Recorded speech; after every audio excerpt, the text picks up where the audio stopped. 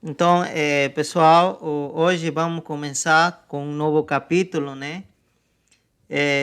Que seria o assunto de equações diferenciais ordinárias, tá? Ou abreviada, né?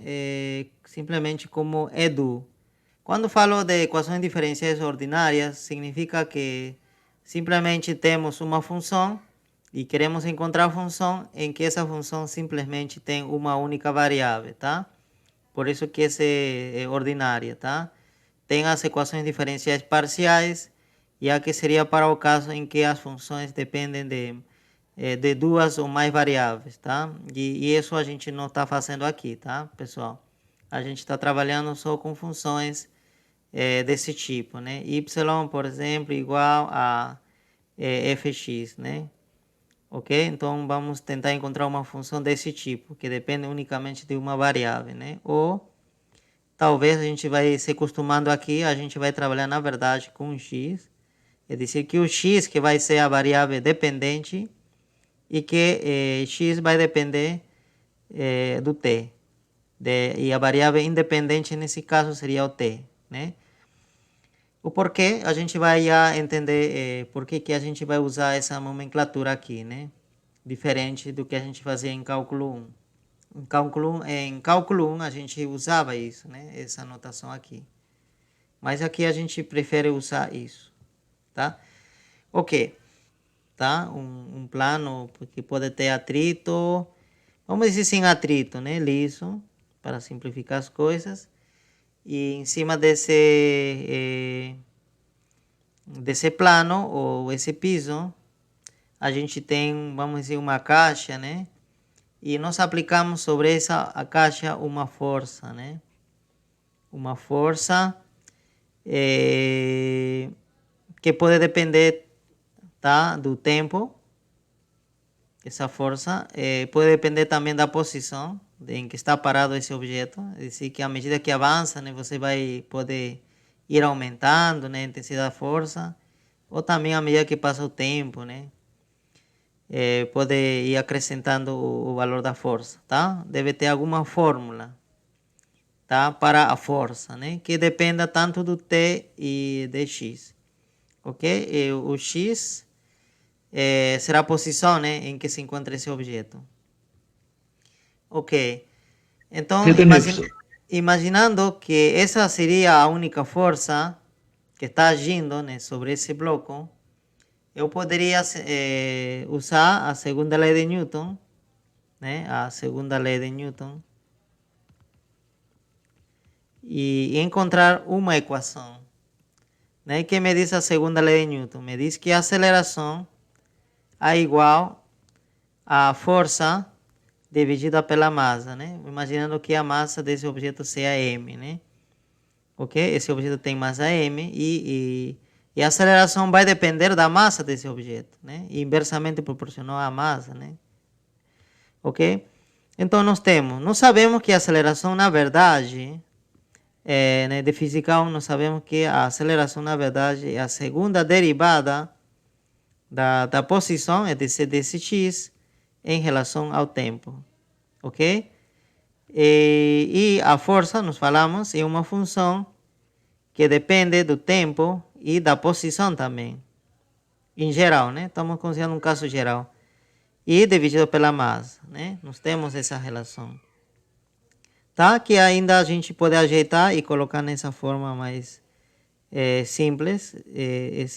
Colocamos a massa dessa forma, 1 sobre m multiplicando a força, tá? Ok.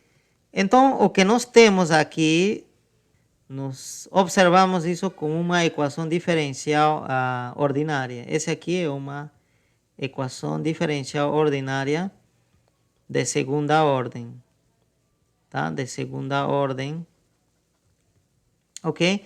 Em que nós precisamos, a incógnita nessa equação diferencial é encontrar esta função, x, como depende do tempo. Como depende do tempo, tá? Em que esse F que está aqui, F maiúscula, e a força, né? E então deve ser deve ser dada, né? Deve ser dada, dependendo do problema, né? Se é o oscilador harmônico, né?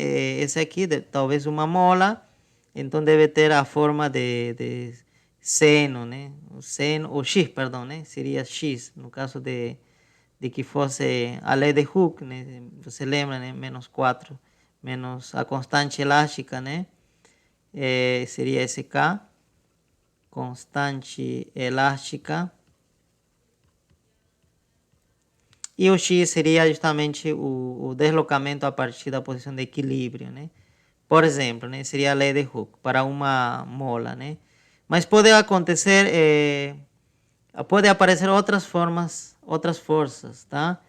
Então, a gente quer estudar que essas situações gerais, né? Em que esse FCA tenha uma forma qualquer, tá? Essa aqui é uma equação diferencial que para ser respondida, para que esse resultado seja possível determinar, a gente precisa saber quem, de onde estava parado esse objeto no tempo zero, é dizer, precisamos saber a posição inicial e com que velocidade ele partiu no tempo zero, né? Vai dizer a velocidade V0. Tá? Então, nós precisamos essas duas informações. Se nós não sabemos essas duas informações, a gente não vai poder encontrar essa função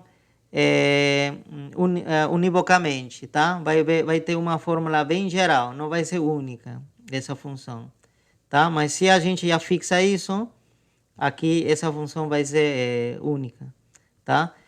Então, essas informações que nós temos aqui se denominam condições iniciais ou valores iniciais.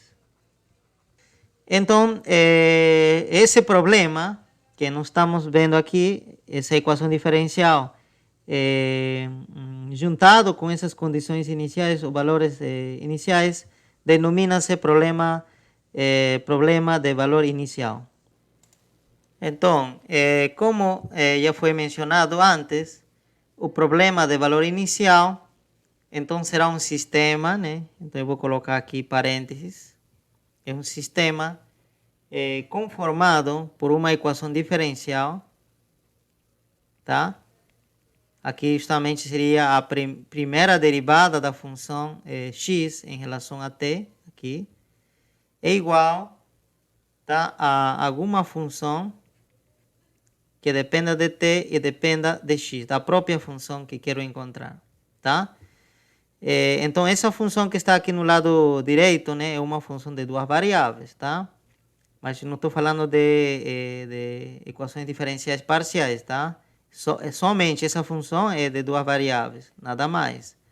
Porém, a função que quero encontrar, que seria o x, simplesmente depende de uma única variável, tá? Isso que determina que a equação diferencial seja ordinária, ok? Então, eu tenho essa equação diferencial, aqui seria de primeira ordem, porque aparece simplesmente derivada, né? De primeira ordem, tá? Por isso que a equação diferencial é de primeira ordem. No caso anterior, né, a da lei de Newton, apareceu de segunda ordem, né? Porque aparecia derivada de segunda ordem, né? Ok? Aqui não. Vamos começar com o mais simples, né? Aqui estamos simplesmente com a derivada de primeira ordem, tá? Ou primeira derivada, né? Ok? Então, nós temos essa equação diferencial. E nós precisamos definir também um domínio para t, né? Então, onde t pertence, né, a um domínio que muitas vezes a gente pode considerar o seguinte, que começa em zero e vai até um t maiúscula, tá? Por simplicidade, a gente pode começar por zero, tá? Mas, em geral, em outros problemas, pode ser que comece em menos 1, pode ser que comece em menos 3, ou pode ser que comece em 2, tá? Mas comece em algum número fixo e termina, né, em outro fixo também, que eu vou chamar de t aqui, nesse caso, tá? Muitas vezes, esse t a gente vai poder interpretar como tempo, tá, pessoal? Mas não é a único significado para esse t. T poderia também representar outras coisas que não sejam o tempo. Mas a gente pode começar simplesmente, né, tratando como se fosse um tempo, ok? Por enquanto. Porque se a gente quer resolver equações de movimento, é dizer, resolver a equação diferencial, né, que vem da segunda lei de Newton, esse t justamente será o tempo e x será a posição. Ok?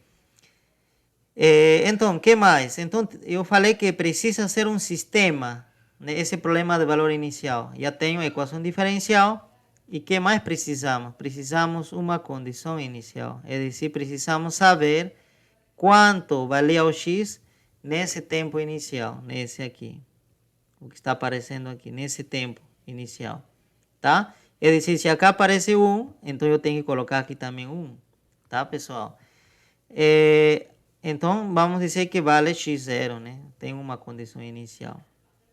Então, esse daqui seria o problema de valor inicial. Tá? Então, nosso primeiro trabalho aqui vai ser resolver problemas desse tipo. Tá? A única coisa que vai variar, né? Todos vão ter essa mesma forma. O que vai variar é simplesmente esse f. Vai variar, tá? A gente vai precisar dar, né, esse valor, essa expressão. E você vai resolver com isso. E também, como falei, pode variar esse onde começa o tempo e onde termina. Tá? O resto vai ter a mesma estrutura. Claro, esse aqui também, né, vai ser dado, né? Pode ser 1, pode ser 2, mas vai ser um constante aqui, né? Ok, não pode ser função aqui, tá? Tem que ser constante, tá? Pode ser 3, 5, mas tem que ser um valor fixo. Exemplo, então, né? Para você ter uma ideia. Exemplo.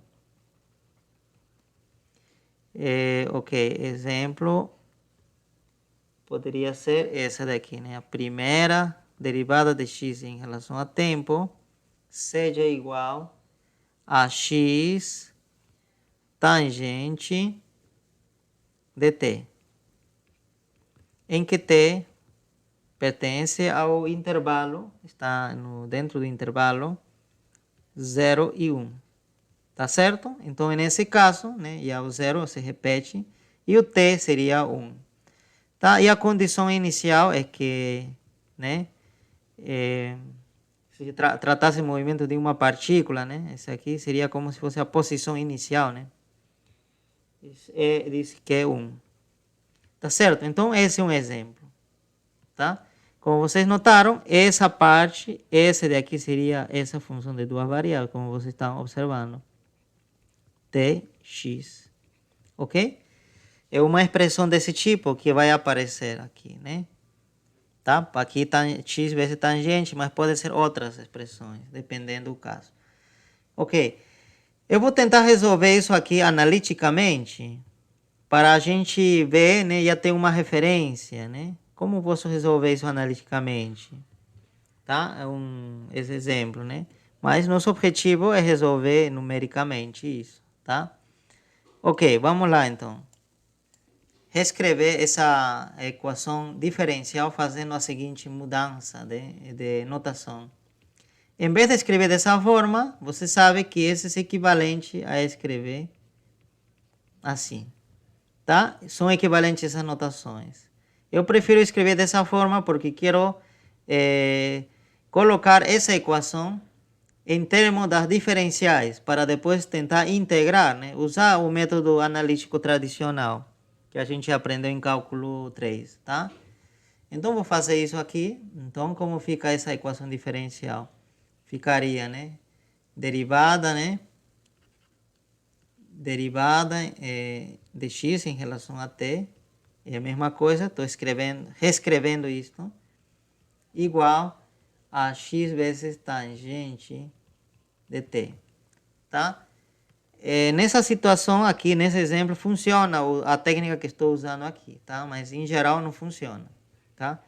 Então, o que eu vou fazer é o seguinte, esse dt que está aqui no denominador, né? Eu posso tratar, quando está nessa notação, a derivada, né? Como se fosse uma fração. Esse dt que está dividindo para o outro lado, multiplicando. Tá? Essa técnica que estou apresentando se denomina técnica de separar variáveis. Tá? E meu objetivo é fazer o seguinte. É deixar, né, dividir aqui, né? Essa igualdade vai dividir duas expressões. Né? Um lado esquerdo, outro lado direito. Meu objetivo é deixar desse lado simplesmente em função, vamos dizer, né? Posso deixar em função de x. E no outro lado, deixar em função de t. Ok?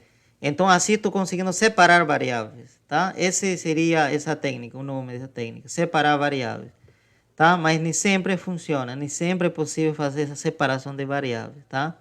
Tem vezes em que esse x e t estão amarrados e não dá para de nenhum jeito de separar, mas nesse caso dá. Ok.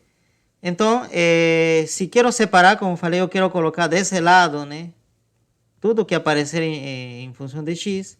Então, esse x com certeza terá que ir para o outro lado, né? Para o lado esquerdo. Então, vai passar dividindo. Então, vai ficar uma coisa assim. E o dt terá que passar ao outro lado. Então, ficará desta forma. Tangente de t, diferencial de t. Ok? Então, conseguimos separar, né? Uma vez que a gente tem isso, a gente integra. Por quê? Porque a gente já sabe que cada um está em uma única variável, não tem nenhum problema. A gente pode integrar sem nenhum problema, tá? Ok. Então, nós integramos, vamos dizer que a gente integra de um tempo zero até um tempo t, tá? E então, esse seria no t, mas em x, como seria? Aqui eu preciso integrar em relação a x. Então, aqui nos limites de integração, aqui eu preciso colocar os valores do x nesse tempo. E quanto valia o x no tempo zero? Aí que eu vou usar essa condição inicial. No tempo zero, quando t vale zero, ele vale 1. Então, aqui vai 1. Tá certo? E aqui eu posso dizer simplesmente que x, quando, né, o tempo se t, a posição é x, em geral, né, vai ser uma função, né? Ok, então integramos isso sim, dá para integrar, né? Isso vocês acertaram, é log, né? Essa parte é mais fácil, log valor absoluto de x, tá? E valor absoluto ainda, tá? Sempre é assim. E eu coloco o limite de integração porque não estou fazendo nenhuma mudança de variáveis, tá? Agora, essa parte, assim como está, né? Vocês notaram que não dá para, não está tabelado essa integral, mas dá para resolver. Então, o que eu vou fazer é resolver só a integral indefinida, né? Não vou me preocupar com o limite de integração por enquanto. Indefinida. Esse aí deixo para depois. Ok, nós sabemos que tangente, como já vocês fizeram, alguns de vocês fizeram, seria seno de t dividido pelo cosseno de t. Aí justamente usaram, né, o truque de chamar o u ao cosseno de t. Esse denominador chamo de cosseno de t. Alguns fizeram isso. Então o diferencial de u seria, né, a derivada desse, que seria menos seno de t, diferencial de t. Ok? Feito isso, a gente descobre que, na verdade, o que está no denominador seno de t vezes de t, na verdade, seria, né, essa parte. Se colocamos esse menos ou multiplicamos por menos ambos lados, esse aqui se transforma em mais. É justamente o que tenho no numerador. Tá? Então, apago isso. Ok. Então, o seno de t vezes de t é menos diferencial de u. Então, já vou substituir imediatamente. Então, aqui ficaria menos diferencial de u em relação a u, tá? Então, já vocês devem estar notando, né, que parece a primeira integral, né? Então, aí eu coloco menos logaritmo, né? Valor absoluto, da mesma forma que nós fizemos aqui, de u. Pronto.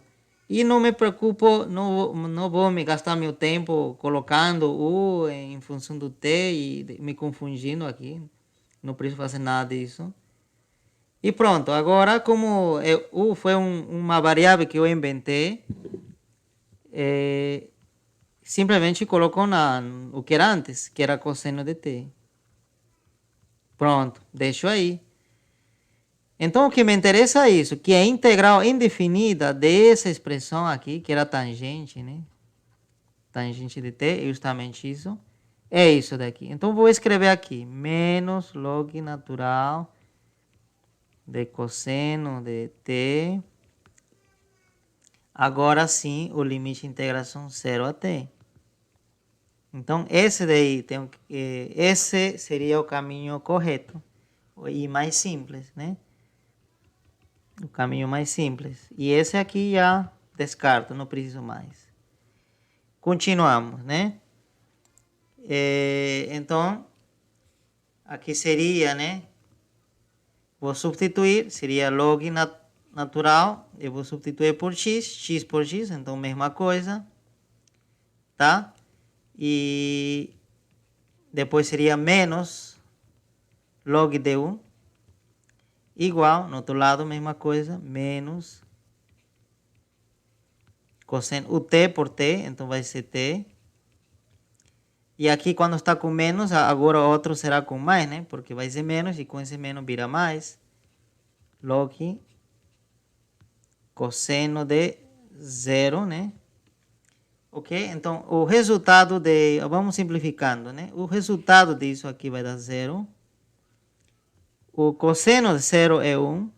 Então, vai dar a mesma coisa. O log de 1 é 0. Então, no final, nós encontramos que log de valor absoluto do x é igual a menos log cosseno de t. Ok? Então, agora tá, o problema estaria em esse menos. Então, o que eu faço seria o seguinte, né? Log, escrevo normal, o lado esquerdo, e esse aqui pode entrar como expoente. Existe uma propriedade, né? O número que aparecer aqui pode ir como expoente aqui. Então, nesse caso seria expoente negativo, a menos 1, né? E o número elevado a menos 1 é a mesma coisa que isso. Então, aí seria 1 dividido pelo cosseno de t. E valor absoluto, dessa forma. Ok? Em outras palavras, seria igual a secante, né? Esse daqui. Secante de t. E aí finalizamos dizendo, né? X, o log natural de x, valor absoluto, seria log de secante de t.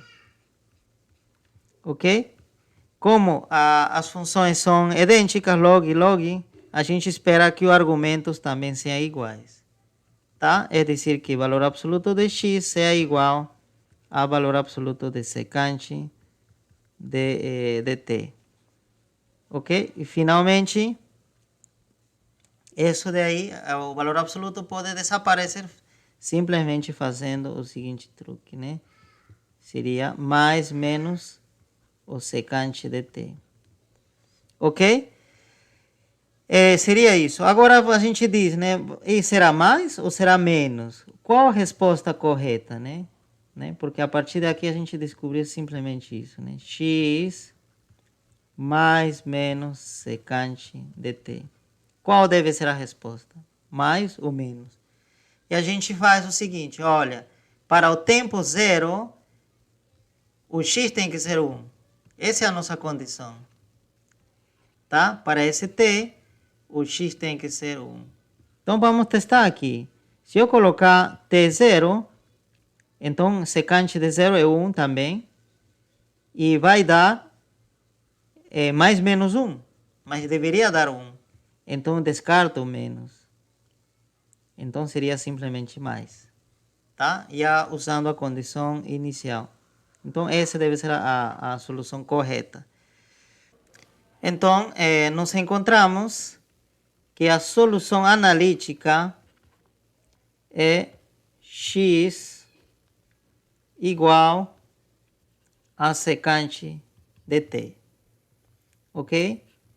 Então, é importante salvar isso, tá? Para depois a gente comparar o resultado numérico, tá? Então, numericamente, o que a gente vai fazer é o seguinte. Eu vou desenhar aqui o eixo temporal. Nós conhecemos o valor da função do x nesse tempo aqui, né? Vamos dizer no tempo zero. Nós conhecemos, né? É decir, sabemos isso. Ok? E com essa informação, e ainda, né, também sabemos essa equação diferencial que governa, né? Porque a gente vai chamar de evolução. Porque a gente conhece no tempo zero e a gente quer saber talvez no tempo h, um pouquinho maior, e depois 2h, depois em 3h, até chegar aonde? Até chegar até o t maiúscula. Tá certo? Então, esse é nosso objetivo, né, numericamente, tá? Por isso que eu vou chamar de esses passos, né? Imagina, vou encontrar o valor da posição aqui, né? Para o tempo h, que seria então xh, usando as informações no tempo zero, tá? As informações que nós temos aqui, nesse tempo. Agora, eu vou obter o x no tempo h, e depois, usando as informações nesse tempo, eu vou encontrar a posição em 2h. E assim diante, tá? A gente vai ir justamente evoluindo, né? Estava em 0, passou h, depois para 2h, 3h, e assim vou chegar a fechar, né? O tempo em t maiúscula. Esse seria o meu objetivo, o que quero fazer. Ok, agora a gente tem que ver o seguinte: existe alguma forma de estimar o valor da função, né, do x, a partir dos valores no tempo zero? Sim, existe. Que fórmula nos permite fazer isso? Série de Taylor. Série de Taylor. Ok? Quem nos diz a série de Taylor? Tá? Vocês devem lembrar, né? Imagina que quero assim, né? E eu vou colocar a fórmula geral. Eu tenho, né, a função t, mas eu dou um pequeno acréscimo. Seria igual ao valor no tempo t mais h, justamente esse h que está aqui, o pequeno acréscimo, a derivada dessa função em t mais h quadrado, a segunda derivada, e agora sim já vai valor, seria factorial de 2, mais, acá seria h cubo, factorial de 3, dividido por factorial de 3, já seria a terceira derivada, e assim. Então, você está notando, olha, para poder saber o valor da função x em um tempo t mais acrescentado um pouquinho, eu preciso saber a posição no tempo t, a derivada dela no tempo t, a segunda derivada, e a terceira derivada, e a quarta derivada, e muitas mais. Tá certo? Mas a gente pode dizer, olha, mas e aí, como vamos fazer o resto? Vai ficar complicado? Não, depois a gente vai dar um jeito nisso, de parar em algum momento, tá? Ok, então vamos colocar em prática essa ideia aqui. Como seria então? Imagina que eu sei o valor do x aqui no tempo zero, e também eu tenho como calcular da primeira derivada também, a segunda derivada também eu sei como calcular. Imagina que eu sei tudo isso, dá para fazer isso. Então, com essa informação, será que eu posso calcular no tempo h o x? Vamos ver, né? Então, eu vou fazer o seguinte aqui. Eu vou fazer o t igual a zero, né? Nessa fórmula aqui. Então, como fica? Então, ficaria, olha, xh, justamente o que quero no tempo zero. Perdão, o x no tempo h é igual a quê? X no tempo zero, esse aqui até seria zero, mais h, multiplicado pela derivada no tempo zero, que falei que dá para, vamos imaginar que dá para calcular isso, e mais h quadrado fatorial de 2. E a segunda derivada também no tempo zero, porque o t estou dizendo que é zero. E assim, né? E assim o que vem. Então, como vocês notaram, dá para fazer isso. Dá para determinar o valor da função x nesse tempo, sabendo simplesmente os valores, né, no tempo anterior, em um passo anterior. Tá? Então, essa é a ideia desse método. E esse método justamente se chama método de séries de Taylor. Método de séries de Taylor, tá? Então, e se a gente quiser continuar fazendo isso? Imagina que eu quero determinar no tempo 2h. Posso continuar fazendo. Mas que fórmula vou usar? Como vai ser a fórmula? Novamente, vai ser o x, mas no tempo anterior a ele. Quem seria antes dele? O h. E h multiplicado pela derivada em h também. Vezes também em h e assim. Tá certo? É dizer, tudo que está no lado direito da igualdade, tudo vai ser no tempo anterior a essa. No tempo anterior a essa. Se era h, o tempo anterior do h era 0. Se é 2h, o anterior seria 1h. Se for 3h, o anterior seria 2h. Então, por isso que você deve começar aqui, né? Nesse tempo que você conhece todas as informações que você precisa. E com essa informação você descobre isso. Com essa informação, acha isso. E assim, é dizer, tem uma sequência. Você não pode pular, né, de tempo 0 a 2h imediatamente. Ou a 3h. Você tem que ter essa sequência. Se você quer chegar a 2h, primeiro deve encontrar em h. E depois, né, em 2h. Então tem uma ordem. Então, continuamos, né? Então, essa é a fórmula do método de séries de Taylor, tá? Então, agora a questão vem no seguinte. Eu sei que eu posso encontrar, por exemplo, né, o x no tempo anterior, né?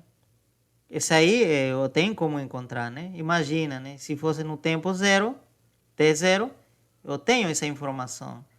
Agora a pergunta vem, mas e esse aqui? Como você vai determinar? E esse daqui? Como você determina isso? Então a resposta está na própria equação diferencial. Essa aqui, né? A equação diferencial ordinária. Está aqui. Aqui está dizendo, olha, que o x, a derivada de x em relação ao tempo, que é justamente isso, é f. Então você já substitui esse f. Tá? E como essa aqui, como essa informação vai ser dada, você lembra, né, que no exemplo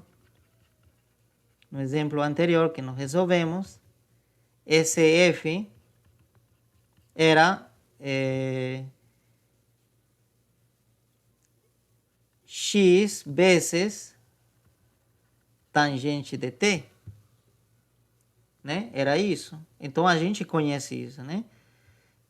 Então o que a gente faz para calcular isso seria o seguinte, olha, eu vou usar o x que eu conheço no tempo anterior, seria isso daqui, esse x, e o tempo que corresponderia, né? Se for t igual a 0, então aqui já iria 0.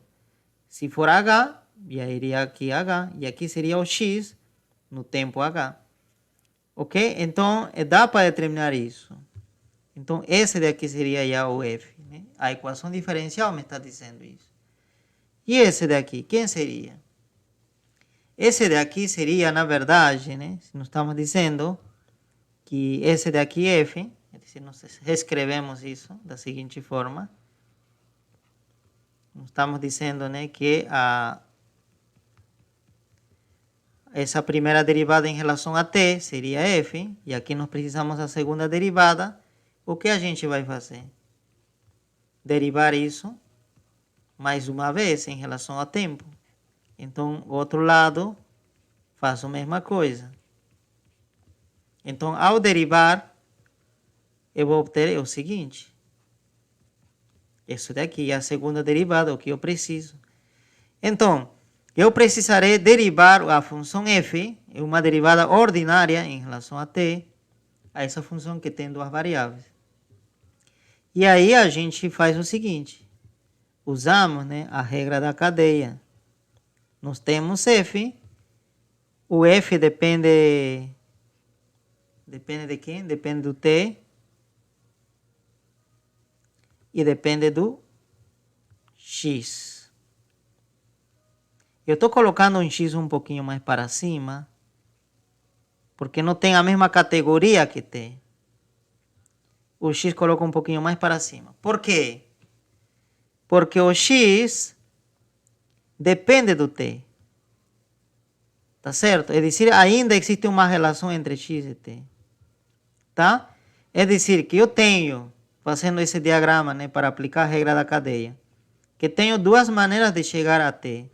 Diretamente, que seria uma derivada parcial, e tenho outro caminho, que aqui aplico a derivada parcial em relação a x, e depois aqui uma derivada já exata, né? A ordinária, né? Porque esse x depende unicamente de uma única variável, né? Ok? Então seria isso, a regra da cadeia. Então reescrevo aqui, seria primeiro, né? Então derivada parcial de f em relação a t. Essa é a primeira, porque f depende do t. E a segunda seria a derivada parcial de f em relação a x, multiplicado pela derivada de x em relação a t. Ok? Então eu tenho essa regra, ou esse resultado, né? Usando a regra da cadeia. Apago isso daqui, não preciso mais. E continuamos. O que a gente observa? A gente observa que esse daqui é justamente f. Né? Nós falamos, olha, f, a derivada de x em relação a t. Esse aqui, f. Então já nos substituímos e colocamos na seguinte forma. Derivada parcial de f em relação a t, mais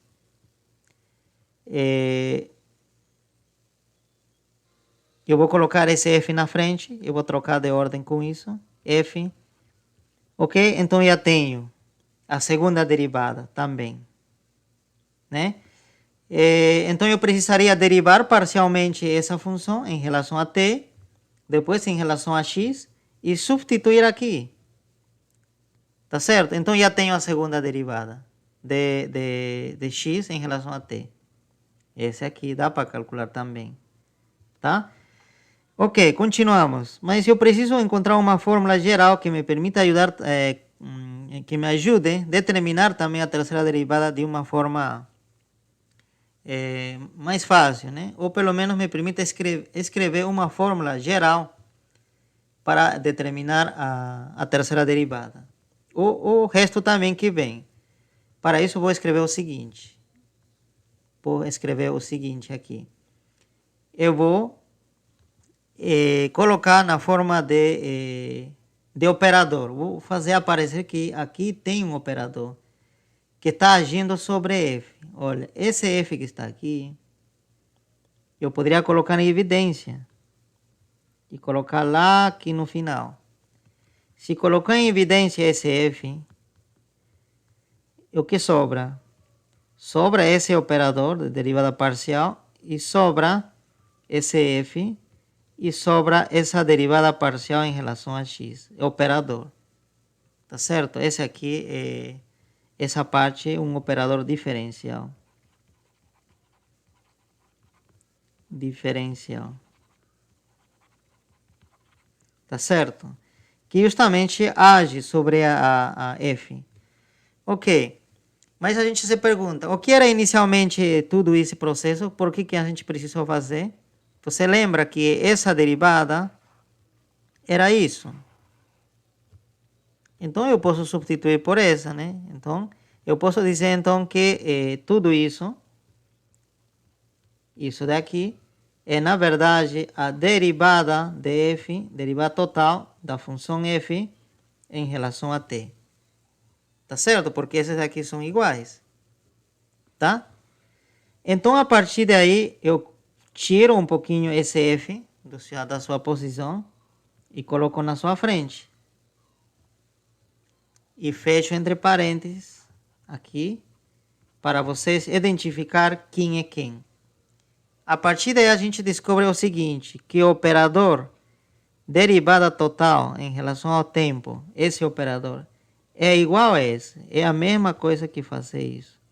Que é derivar parcialmente alguma função e depois multiplicar pelo lado esquerdo, né, por f e derivar parcialmente em relação a x. Ok? Então, essa seria a equivalência que estava procurando. Por que é importante isso? Porque toda vez que aparecer uma derivada total, que precise calcular uma derivada total, eu já sei a fórmula. Eu já sei o que eu preciso fazer. A segunda derivada, né? Você lembra que era a derivada de t, derivada de f em relação a t, derivada total. E nós descobrimos que existe, né, essa fórmula para essa derivada, né, para esse operador diferencial. É a mesma coisa que fazer isso.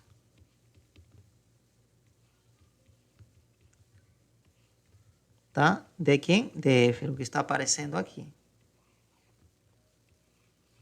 Ok? Então, nós temos essa fórmula.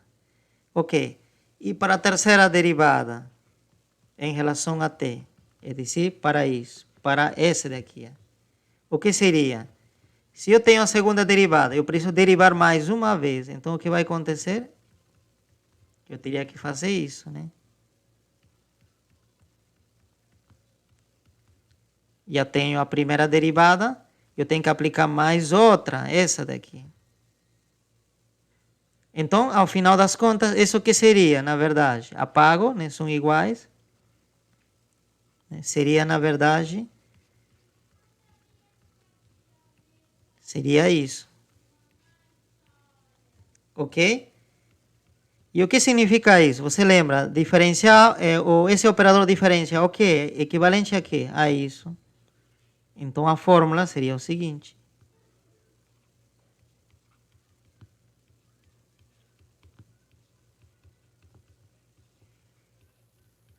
Seria isso. Então, continuamos, né? Agora, se a gente precisar, por exemplo, já uma fórmula geral, né?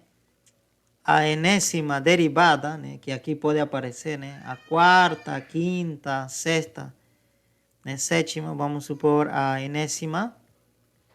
Então, como seria? A gente já copia esse resultado. Será uma expressão parecida a essa.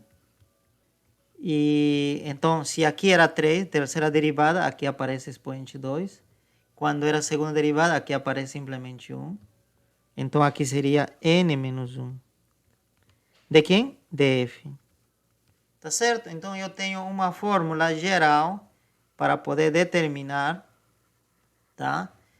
A derivada de x em relação ao tempo de qualquer ordem.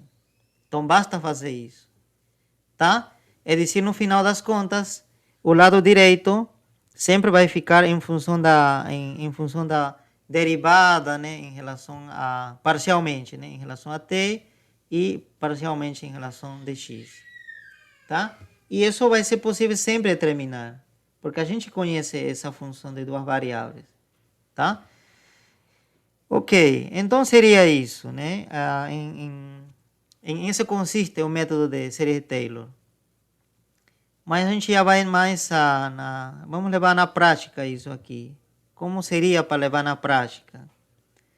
Aí a gente diz, olha, mas se a gente ter essa fórmula e continuar, esse não tem utilidade na prática, né? Para a gente poder calcular, né, um valor numericamente. Então, o que a gente precisa fazer é truncar isso daqui, parar algum momento. É dizer, olha, eu quero simplesmente com uma precisão de h ao cubo. Então, eu preciso truncar esse daqui. Eliminar tudo que está à direita. Se alguém dizer, não, mas eu quero simplesmente com uma precisão de h quadrado. Então, a partir daqui em diante, eu preciso né, cortar. Tá? Então, truncar, né? Então, existem então casos particulares, que justamente vamos falar agora, que seria, né, o método de Seeley-Taylor de segunda ordem, tá? Agora vou falar sobre o método de Seeley-Taylor de segunda ordem, tá? É dizer, a gente precisa truncar essa série que temos aqui, uma série infinita, né? Que quer dizer que não tem final. A gente precisa parar algum momento, né? Para poder determinar um valor. Então, a gente, quando se diz, né, de segunda ordem, significa que a gente vai considerar simplesmente os 3 primeiros termos dessa série. Esses daqui, né? O primeiro, né? O primeiro termo, o segundo termo e o terceiro termo. Ok? E o restante a gente descarta, né? Então apagamos isso daqui. Claro, isso vai levar a um erro, né, de truncamento. Então a gente escreve sempre dessa forma. Mais um zero, que a gente considera o zero aos termos que estão nessa ordem, né? De h ao cubo. Tá? A gente truncou simplesmente aqui. Paramos aqui. Ok, então o que nós precisamos agora, né, para esse método funcionar? Como já falei, né? O x, que a gente tem como saber isso. O x' também a gente já sabe, né? Que seria o f. Então vamos já substituir. Esse aqui era f. E para calcular isso, a gente usa essa fórmula que acabamos de determinar, né? Essa aqui. Nesse caso seria 2. Então, se é 2, aqui vai ser 2 menos 1, 1, simplesmente. Seria então o seguinte, né? Derivada parcial em relação a t. Isso. df. Pronto, então vamos reescrever a fórmula já com essas mudanças, né? Ok, então aqui, em vez de escrever uma igualdade, eu falo aproximado, porque eu trunquei, né? Aqui vai ter um erro. Então seria o x no tempo t mais hf, tá certo? Você já sabe que em f seria isso daqui, por exemplo, no caso, nos exemplos, mais h ao quadrado e fatorial de 2, e já colocou 2 imediatamente, e depois vem essa derivada. Então aqui abro parênteses, então nesse caso, já esse daqui já vai entrar aqui, e vai entrar aqui também. Então acaba se transformando, né? Derivada parcial em t. Eu vou usar já essa notação mais simples. Mais fx. Ok? Pronto. Então, aqui está a minha fórmula, o método de segunda ordem. Tá certo? Esse aqui já seria um valor, o valor da função em um tempo posterior, né? Seria t mais um acréscimo, né? Usando os valores no tempo t.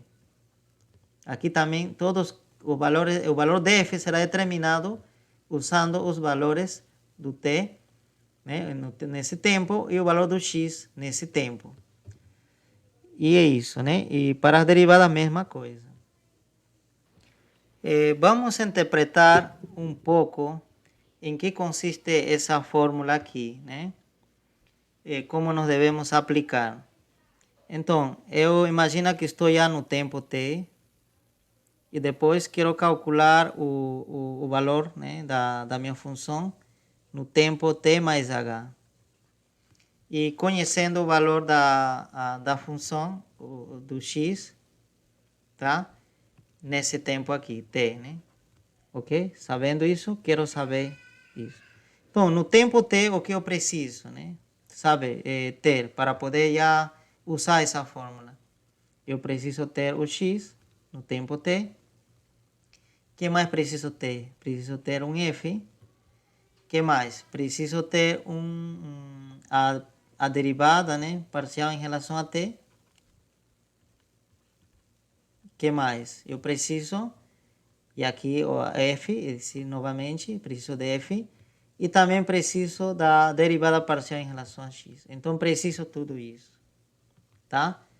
Preciso tudo isso nesse tempo, tá? Nesse tempo. E com essas informações eu posso resolver isso. Eu posso encontrar o valor do x aqui, tá? E uma vez que encontre o valor do x, com certeza também poderia encontrar outros valores de f, os outros valores de f de t já para esse tempo e também o f de x aqui.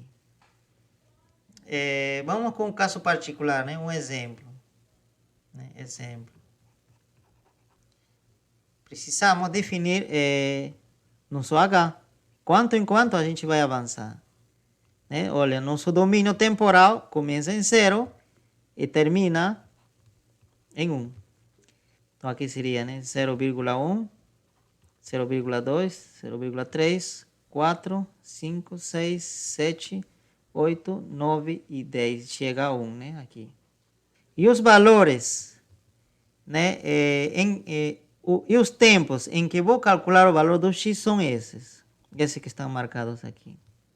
Tá? Vamos imaginar que eu quero os tempos, os valores de x nesses tempos. Tá? Ok, então nesse caso, né, a gente está dividindo, né, o intervalo total, que seria, né, o tamanho do intervalo, a gente calcula, né, o ponto final, o tempo final, menos o tempo inicial, dividido, tá, em quantos? A gente divide em 1, 2, 3, 4, 5, 6, 7, 8, 9, 10. 10 intervalos. Tá certo, né? Então, a partir daí, dessa fórmula, determino o tamanho de passo, né, que a gente vai dar, né? Os pulos temporais. Então, aí seria 1 menos 0, seria 0,1. Então, h, nesse caso, vamos supor que seja isso. Tá certo? Ok. Então, nós precisamos fazer o seguinte. O que nós precisamos, você lembra, né? O x0 no tempo 0, né? Imagina que a gente aqui, já estamos aqui. Nós já temos o x, que aqui vale 1. Né? Não está dizendo aqui. X vale 1. O que mais nós precisamos? Precisamos o f. O f. Tá certo? E quem é f? Você lembra? O f é esse aqui. Tá? Então eu vou anotando aqui. Olha, f é x tangente de t. Tá certo? Então agora eu vou calcular agora nesse tempo. No tempo 0. E quando x vale 1. Então como seria aqui substituindo? Seria, né? X vale 1. Tá certo? X vale 1. E t vale quanto? 0. Então seria tangente de 0. E tangente de 0 é 0 multiplicado por 1 é 0. Então o f vale 0 já nesse tempo. Ok? O que mais nós precisamos? A derivada de f em relação a t. Então eu precisaria derivar isso em relação a t. Então vamos precisar fazer isso.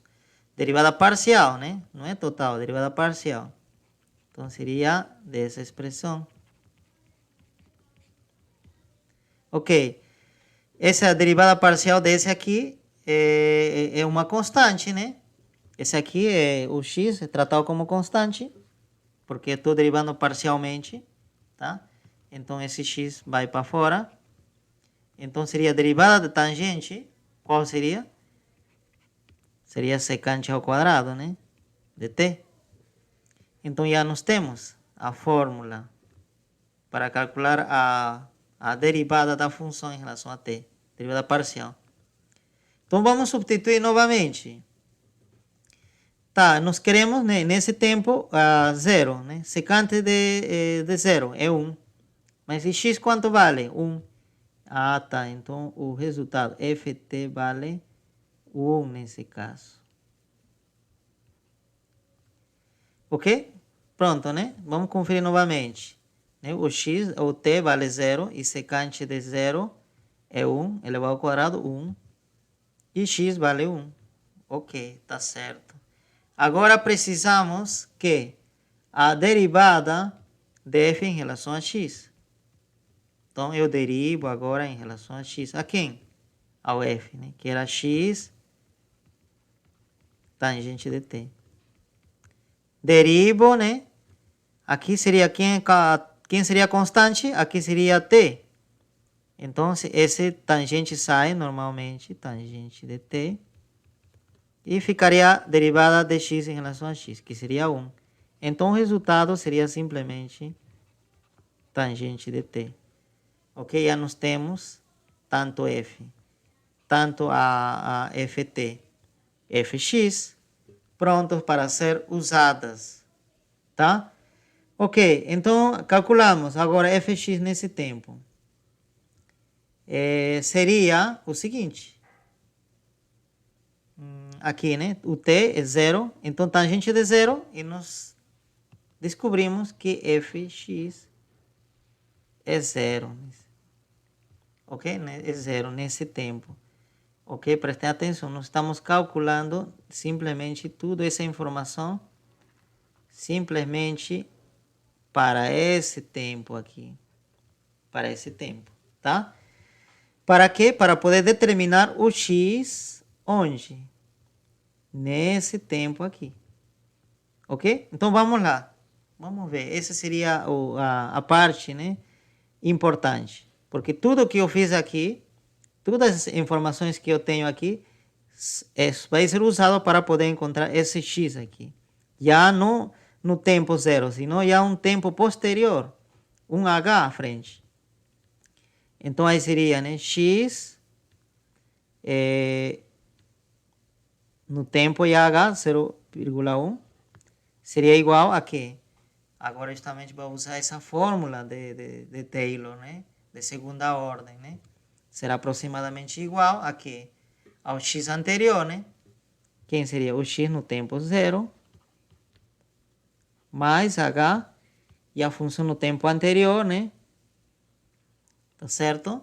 E eu posso já ir substituindo para não gastar meu tempo aqui embaixo, né? No tempo anterior. Quanto seria o x no tempo anterior?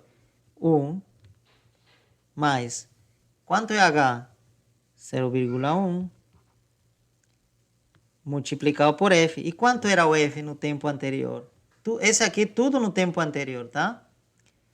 Era 0, coloco 0, mais h quadrado, então seria 0,1 ao quadrado, dividido por 2. Agora vem, abro parênteses, né, a derivada. E a derivada em relação a t, quanto valia no tempo anterior? Vale 1. E a derivada parcial em relação a x, não, primeiro f, né? F vale 0, né? E a derivada em relação a x também vale 0, então 0 com 0 não vai dar nada. Pronto. Agora calculamos, usamos uma calculadora, né? Para poder fazer isso. Claro, quando a gente codificar em Fortran, isso aí vai ser imediato, né? Aqui seria então 1, já é aqui. Esse aqui é 0. Aqui também é 0. E aqui vai ficar 1, que vai multiplicar tudo isso. Seria 1 mais... mais 1 não modifica nada. Então 0,1 ao quadrado vai dar 0,01 dividido por 2. E isso vai dar 0,005. E se a gente somar, a gente vai encontrar que o x vale 1,005. Nós encontramos o novo valor do x. O x nesse ponto, que vale 1,005. Pronto. Uma vez que a gente tem isso, né? Tá legal, nós resolvemos, nós conseguimos, mas agora a gente quer, olha, calcule o x agora nesse tempo aqui. Então você tem que dizer, olha, tem mais trabalho que fazer, vou ter que calcular novamente. Já tinha o x, eu preciso encontrar o f novamente. Mas já usando esse x, já usando esse t. Tá? Então, como faço para calcular f? Então, eu vou ter que substituir novamente aqui. Quanto vale x? Vale 1,05, né? Com certeza você vai ter que usar a calculadora agora, né? tangente de t, quanto? 0,1. E assim, você calcula isso. Uma vez que você determinou isso, depois calcula também o ft, também usando esse x e esse t. E depois, mesma história para calcular o fx. Ok, pessoal? Então, o trabalho agora é de vocês. Tá, pessoal? Completem. Então, determine qual seria o próximo passo, né? Já nos encontramos x no tempo 0,1. Vamos dizer que esse seria o primeiro passo. Já está concluído. Agora, o segundo passo, já está com vocês. Determinar o x no tempo 0,2. E o terceiro passo, determinar no tempo 0,3. E assim, ok? Até chegar a 1. O último passo, não sei qual número será, mas o último deve ser já encontrar o x1. Ok, pessoal? E isso, vocês podem fazer uma tabela, né? Organizar os valores do x e comparar com o valor exato que vocês já determinaram analiticamente.